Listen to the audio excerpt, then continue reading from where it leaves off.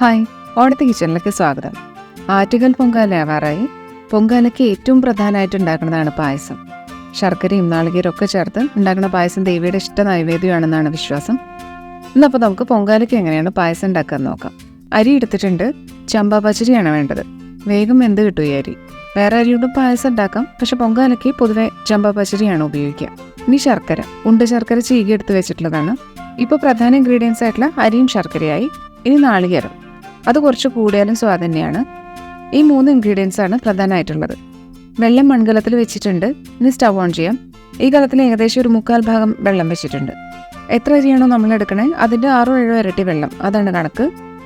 വെള്ളം നല്ലോണം തിളച്ചു. ഇങ്ങനെ വെട്ടി തിളച്ചിട്ട് അരി ഇടുമ്പോൾ വേഗം തിളച്ചു പൊങ്ങി വന്നോളൂ.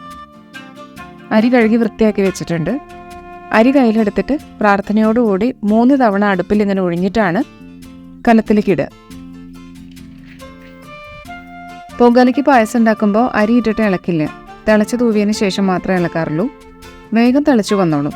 ഒരു 2 മിനിറ്റ് ആകുമ്പോഴത്തേക്കും തിളച്ചു. ശരിക്കും പൊങ്കാലയുടെ ഏറ്റവും പ്രധാനപ്പെട്ട മൊമെൻ്റാണിത്. ഇങ്ങനെ തിളച്ചു പൊങ്ങി വന്ന് പുറത്തേക്ക് തൂവണത്. ഇനി ഇളക്കാം. അടിയിലൊന്നും പിടിക്കാണ്ട് കിട്ടണം. അടി ചേർത്ത് ഇളക്കി കൊടുക്കാം. ഇനി അരി ഒരു 3/4 വേവാകുമ്പോൾ ശർക്കര ചേർക്കാം. ശർക്കര ഇട്ട് കഴിഞ്ഞാൽ പിന്നെ കൂടുതലായിട്ട് വെന്ത് കുഴഞ്ഞു പോവില്ല. അപ്പോൾ ഒരു 3/4 വേവിൽ തന്നെ നമുക്ക് ചേർക്കാം. ഇടയ്ക്കിടയ്ക്ക് ഇളക്കി കൊടുക്കാം. പൊങ്കാലയുടെ അടുപ്പിൽ തീ പകർന്നു തുടങ്ങുമ്പോൾ തൊട്ട് തിളച്ചു തൂവണ വരെ പ്രാർത്ഥനയോടുകൂടിയാണ് എല്ലാവരും ദേവിക്ക് സമർപ്പിക്കാനുള്ള പായസം ഉണ്ടാക്കുക. മൺകലായതിൻ്റെ ചൂട് അതുപോലെ തന്നെ നിൽക്കും. ഇപ്പോൾ 3/4 ഭാഗം വേവായിട്ടുണ്ട്. ഇനി 1 കപ്പ് ശർക്കര ചേർക്കാം. ഒന്ന് ഇളക്കാം.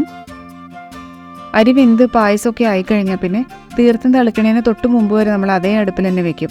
ആ അടുപ്പിൽ ആ ചൂടിൽ തന്നെ ഇരുന്ന് ഒന്ന് കട്ടിയാവുകയും ചെയ്യും. നല്ല സ്വാദം ഉണ്ടാവും. ഇനി നാളികേരം ചേർക്കാം. നാളികേരത്തിൻ്റെ ജലാംശം അരിയിലേക്ക് ചേരണം. ഇനി 4-5 ഏലക്കായും കൂടി ചേർക്കാം. കുറച്ച് കട്ടിയായിട്ടുണ്ട്. പൊങ്കാലയ്ക്ക് പായസം തിളച്ച് തീർത്തൊക്കെ തെളിച്ച് കഴിഞ്ഞിട്ട് ആ പ്രസാദമാണ് ചിലരൊക്കെ ആദ്യമായിട്ട് അന്ന് കഴിക്കുക. പൊങ്കാല തിളച്ച് കഴിഞ്ഞാൽ ഭക്ഷണം കഴിക്കുന്നവരുണ്ട്. ഒരു പ്രത്യേകത, എപ്പോഴും പൊങ്കാലയ്ക്ക് ഒരേ രീതിയിൽ ഒരേ ഇൻഗ്രീഡിയൻസ് ചേർത്ത് പായസം ഉണ്ടാക്കിയാലും ഓരോരുത്തരുണ്ടാക്കുന്ന പായസത്തിന് ഓരോ ടേസ്റ്റ് ആവും. ചിലർ ഫൈനൽ സ്റ്റേജിൽ പഴം മുറിച്ചിടാറുണ്ട്. പായസം ഉണ്ടാക്കിയിട്ട് പ്രസാദം ദൂരത്തേക്കൊക്കെ കൊണ്ടുപോകുന്നവരാണെങ്കിൽ നല്ലോണം പറ്റിച്ചിട്ട് പഴം ചേർക്കാണ്ട് ഉണ്ടാക്കിയാൽ കേടുവരില്ല. പ്രസാദം ആകുമ്പോൾ എല്ലാവർക്കും ഷെയർ ചെയ്ത് കഴിക്കണമല്ലോ. നാളികേരം ചേർത്തിട്ട് ഇപ്പോൾ 2-3 മിനിറ്റായി. ഇനി 1 ടേബിൾ സ്പൂൺ നെയ്യ് ചേർക്കാം. നെയ്യ് ഈ സ്റ്റേജിൽ ചേർത്താൽ പിന്നെ അടി പിടിക്കില്ല, ടേസ്റ്റും കൂടും. പിന്നെ അവസാനം നമ്മൾ കുറച്ച് നെയ്യ് ചേർക്കും. ഈ പായസം നല്ല മധുരം ഉണ്ടാവും. ഇത്തിരി കുറവ് മധുരം മതിയെന്നാണെങ്കിൽ ശർക്കരയുടെ അളവ് കുറച്ച് കുറയ്ക്കാം.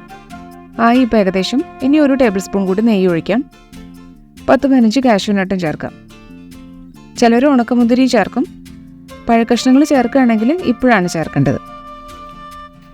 പാകത്തിന് വെന്ത് നല്ല പായസമായിട്ടുണ്ട്.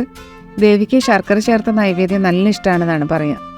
നെയ്യും നാളികേരവും ഒക്കെ ചേർന്ന് നല്ല സ്വാദുള്ള പൊങ്കാല പായസമായി. ഇഷ്ടമായ ഓണത്തെ കിച്ചൺ ലൈക്ക് ചെയ്യുക. Thank you.